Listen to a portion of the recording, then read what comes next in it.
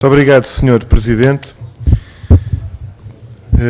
Senhores membros da Administração das Estradas de Portugal, cumprimentando-vos e agradecendo a vossa presença. Senhores deputados, a primeira coisa que eu queria dizer aqui, e já temos dito por parte do PCP, quer no plenário da Assembleia, quer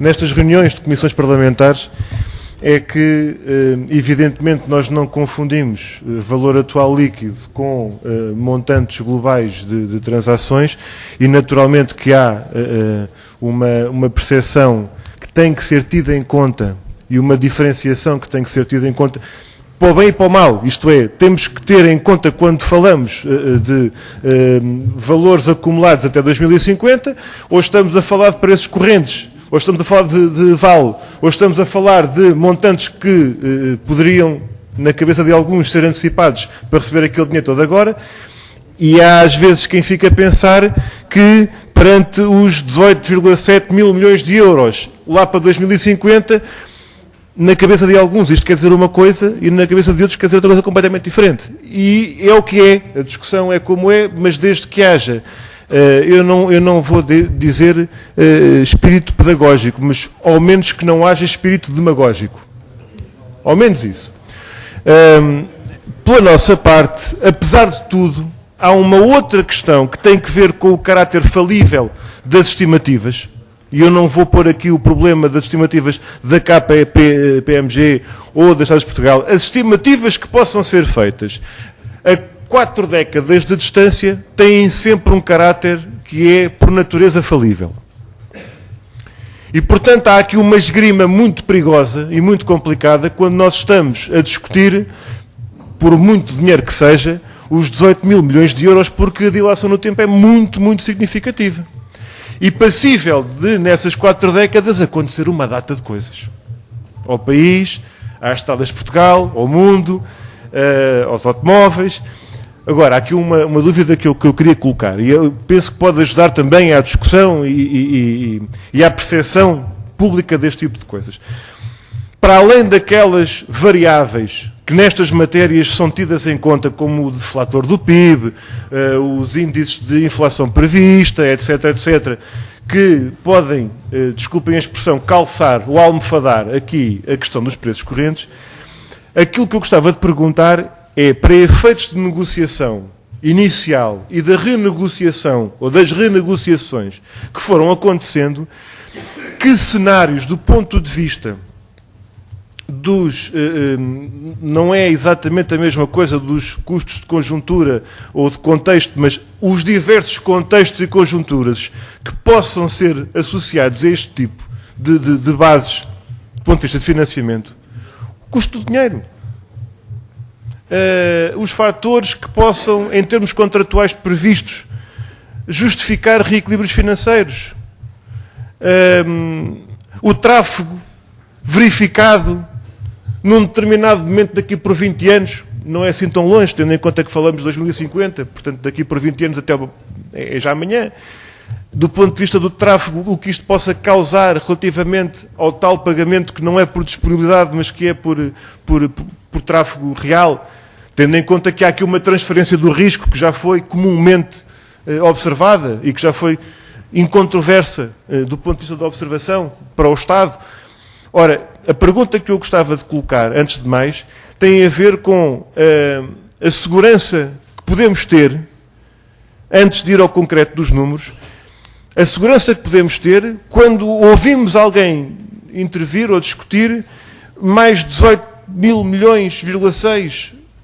Quem é que nos diz que podem ser 18 mil milhões e que não serão o dobro ou que não será a metade? Não sei se me faço entender do ponto de vista dos contextos económicos e das circunstâncias que poderão justificar uma alteração súbita das circunstâncias de negociação. Eu colocava esta primeira pergunta e já a seguir tinha mais qualquer coisa sobre a KPMG. Muito obrigado.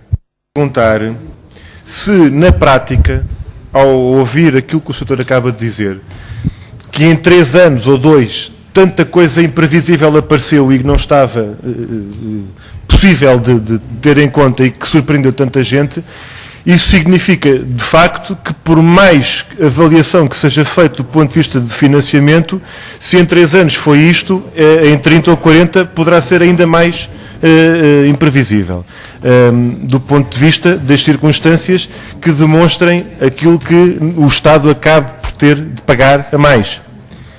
O que eu gostava de perguntar, do ponto de vista da renegociação destes contratos, presumo que o montante mais significativo em termos de valor que os senhores apresentam em termos de resultados para o Estado, portanto, encargos diminuídos, não é? Um valor positivo de 18.691 milhões de euros resultantes da introdução de portagens na SCUT. A questão que eu coloco é: estaremos ou não perante uma circunstância em que a poupança que o Estado, via Estradas de Portugal, possa apresentar, resulta essencialmente de um esforço dos utilizadores das autoestradas, as PMEs, os utentes, as populações, através do pagamento de portagens, uma dimensão incomparavelmente maior do que a dimensão do esforço dos concessionários relativamente à negociação, isto é, embora haja quem argumente a diminuição da TIR acionista, da rentabilidade das concessões, nós não estamos perante uma fatura que é essencialmente paga pelas populações e pelas micro e pequenas empresas ao transitar por estas estradas, passando a pagar portagem? Isto é, qual é a ferida? A ferida não é a demonstração, é o prejuízo, o esforço que as concessionárias têm quando nós verificamos que o essencial aqui é realmente uma fatura paga pelas populações em termos das portagens que passam a pagar. E se nesse contexto da renegociação, se alguma vez esteve em cima da mesa a possibilidade, dado o caráter desastroso e ruinoso para o Estado que estas PPPs apresentavam desde o seu início, desde o seu lançamento, e já foi aqui falado noutras ocasiões, por exemplo, a SCUT de Grande Porto, assinada pela então Ministra Manuela Ferreira Leite, se alguma vez esteve em cima da mesa a hipótese de pôr em causa pura e simplesmente aquele contrato, do ponto de vista jurídico. E havendo, como há, quem argumente pela possibilidade que o Estado tem de pôr em causa, de facto, esse contrato, não apenas o renegociando ao sabor das conveniências das partes, mas sim pôr em causa, na sua legitimidade, dada o enquadramento jurídico das PPPs em Portugal. Tenho só uma última pergunta muito curta para colocar a seguir sobre a KPMG e outros consultores. Muito obrigado, Sr. Presidente. Obrigado. Foi dito mais do que uma vez nesta reunião que a KPMG tem assessorado as Estradas de Portugal e não só, também a Comissão de Negociação, nos últimos 6, 7 anos, talvez mais. Aliás, há o despacho que vem do Governo, do Sr. Ministro Mexia, relativamente ao recurso a estas assessorias. Eu queria perguntar se é possível ficar com a ideia, parece que fica, de que há uma espécie de conta corrente de assessoria permanente, não só, mas também da KPMG às Estradas de Portugal. Ou seja, primeira pergunta, tudo aquilo que a KPMG tem feito até agora é trabalho impossível de realizar pelos serviços das Estradas de Portugal?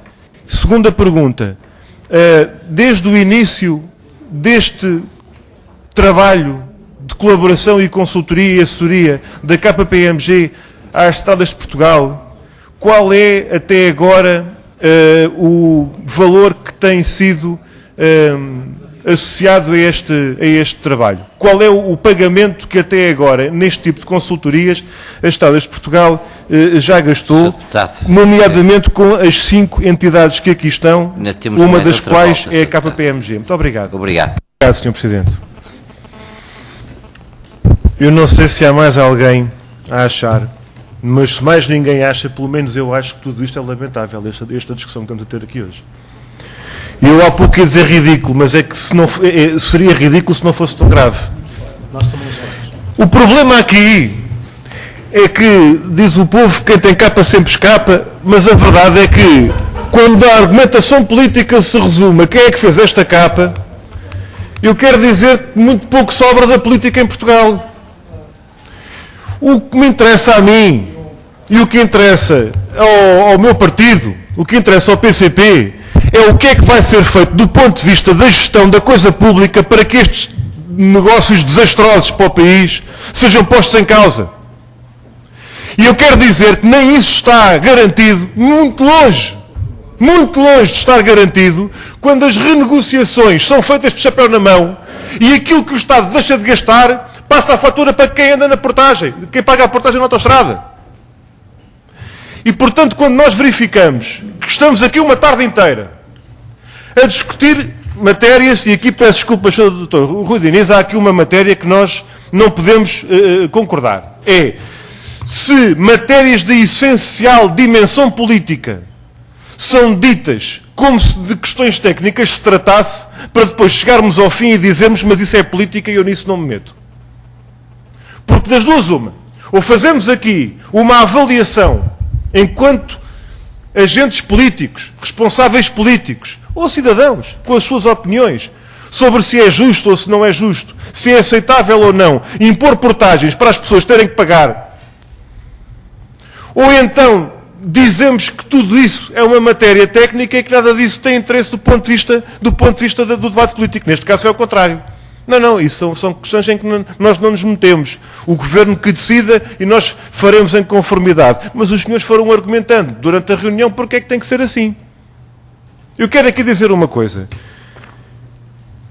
Há 8 anos, serão 6 ou 7 ou 8, que a KPMG faz este trabalho de assessoria com as Estradas de Portugal. De tal maneira, a fusão do trabalho e da análise chega ao ponto de se perceber que há trabalhos feitos em conjunto, que há dados que são imputados à KPMG, que há leituras que são da responsabilidade das Estradas de Portugal. E que quando, no final de tudo isto, o problema é quem é que colocou 2005, 2011 numa capa, é curto, senhores deputados, é curto. Porque aqui a grande pergunta que eu penso que se impõe é muito simples. Onde é que acaba a KPMG e começa as Estradas de Portugal? O que é que as Estradas de Portugal pode fazer sem a KPMG? Se ao longo dos anos PSD, CDS e PS alternadamente foram por turnos alterando a Junta Autónoma de Estradas numa SA que funciona como leiloeira de subconcessões, como é que nós temos esta agregação de consultores internacionais que funcionam como departamentos de um órgão do Estado? Onde é que acaba a KPMG e começa a EP? Onde é que acaba a Sérvulo Correia e Associados e começa a EP?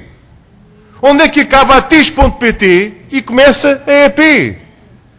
Se nós temos assistido ao longo dos anos ao desmantelar, e sabemos que é o desmantelar, do aparelho técnico, da ex-JAI, da ex-IEP, da ex-EP-EPE, da atual EPSA, o desmantelamento técnico, quer do ponto de vista da conservação e beneficiação da rede viária, quer do ponto de vista da própria construção da rede viária. Também há quem soubesse fazer estradas. Nas Estradas de Portugal. Vou terminar, Sr. Presidente. Neste momento, se nem para fazer aquilo que o Estado, os sucessivos governos, atribuem às Estradas de Portugal é possível fazer sem assessorias, eu pergunto, então, até que ponto é que nós temos consultores que se podem agitar como amuletos à frente das pessoas para dizer, olhem que credíveis que nós somos, que até temos aqui a KPMG, e é o que temos visto nestes debates. Até que ponto é que nós temos o Estado a ser capaz de gerir os seus próprios negócios, em vez de entregar a chave de casa a quem os faça por nós, que é o que tem vindo a acontecer. E, portanto, a minha pergunta, a propósito da KPMG, é muito simples. Onde é que acaba isto para começar as Estradas de Portugal? Muito obrigado. Muito obrigado, Sr. Deputado.